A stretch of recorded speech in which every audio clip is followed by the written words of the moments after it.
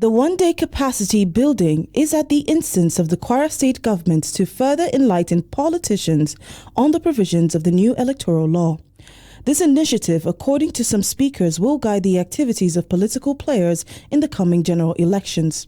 We are going to leave here more knowledgeable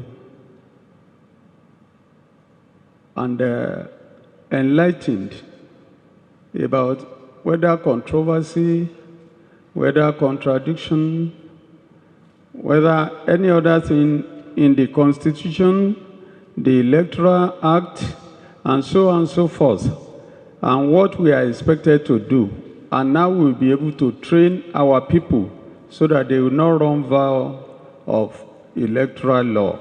The Electoral Law being passed and signed is an indication that the governor wants us to know deep inside the Electoral Act. The governor wants every political office holder, every critical stakeholders in the state to know inside of what is really happening.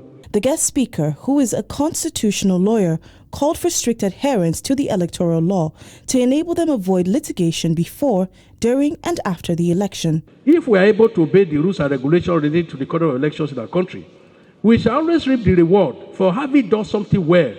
And when we get to the top of the mountain, it is from only one view. The electorate can see what has been done transparently by the electoral umpire. The state governor, represented by his deputy, says the new electoral law has redefined how elections will be conducted in the country, as it will instill discipline and internal democracy. This gathering is very important for our party. As you may have noticed, the new electoral law has redefined how election is conducted in Nigeria.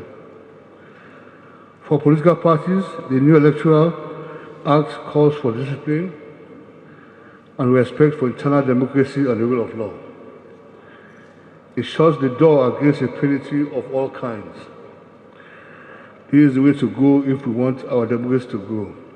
Ignorance, according to him, is not an excuse, and urged politicians to study the act while also appealing to them to conduct themselves peacefully in the coming primaries.